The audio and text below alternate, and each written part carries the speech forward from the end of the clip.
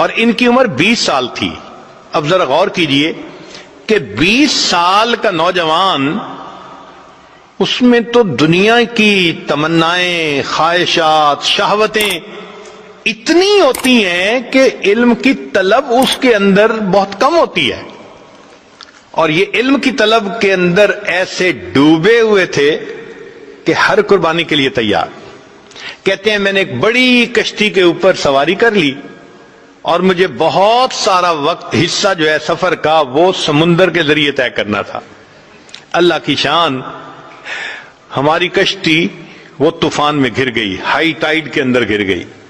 اور جب high tied کے اندر کشتی گر جائے تو ایسے لگتا ہے کہ ابھی الٹ جائے گی. ہم لوگوں کو بیماری ہو گئی، جو پیٹ میں تھا وہ سب ہم نے کہہ کر دی، طبیعت خراب، کچھ کھانے کو دل نہیں چاہتا.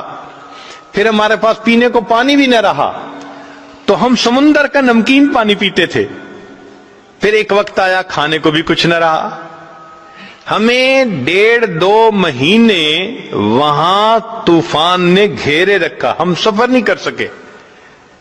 اب کپڑے بھی میلے، نان نفقہ بھی ختم، اور سمندر کے اندر ہم اپنی موت کے انتظار میں. مگر اللہ کی شان کہ اللہ رب العزت نے حفاظت کرنی تھی. طوفان ختم ہوا اور ہمارا سفر شروع ہوا، اور ایک وقت آیا کہ ہماری کشتی کنارے لگی. میں نیچے اترا، اپنی گٹھری میں نے اپنے کندھے پر اٹھائی، سر پہ اٹھائی، اور میں نے سفر شروع کیا. اس لیے کہ مجھے کئی 100 میل کا سفر پیدل کرنا تھا. جانا کہاں تھا؟ بغداد جانا تھا، امام احمد بن حنبل رحمۃ اللہ علیہ سے حدیث پڑھنے کے لیے. یہ ان کے دل کی تمنا تھی. کہتے ہیں کہ میں دن رات پیدل چلتا رہا، سفر کرتا رہا، حتیٰ کہ جب میں نے بغداد شہر کو دیکھا نا آنکھوں کے سامنے، تو میرے جسم نے جواب دے دیا. اتنی تھکن تھی، میں ایک درخت کے نیچے گٹھڑی کو رکھ کر لیٹ گیا اور بہت گہری نیند سو گیا. جب سو کے اٹھا تو میں نے کہا کہ چلو میں شہر جاتا ہوں. تو میں نے راستے میں ایک بندے کو آتے ہوئے دیکھا.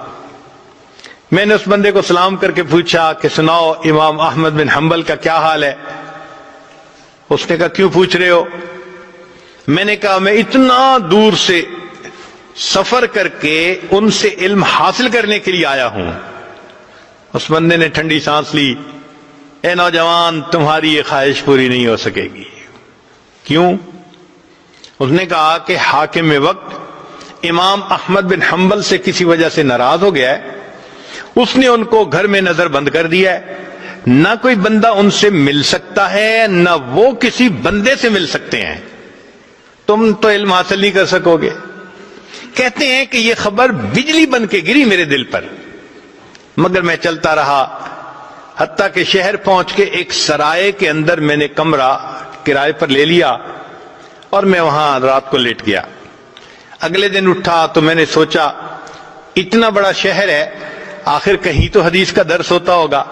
تو مجھے پتا چلا کہ عصر کی نماز کے بعد ایک محدث تھے جو استاد المحدثین تھے، یحییٰ ابن معین رحمۃ اللہ علیہ، جو جرح اور تعدیل کے امام کہے جاتے ہیں. وہ حدیث کا درس دیتے تھے. میں عصر کے بعد وہاں پہنچ گیا. انہوں نے ایک حدیث مبارکہ پڑھائی، پھر بتایا، پھر اس کے بعد کوسچن آنسر کی نشست شروع ہوئی. تو لوگوں نے ان سے روات کے بارے میں سوال پوچھنے شروع کر دیے. فلاں راوی کے بارے میں آپ کیا کہتے ہیں، فلاں راوی کے بارے میں.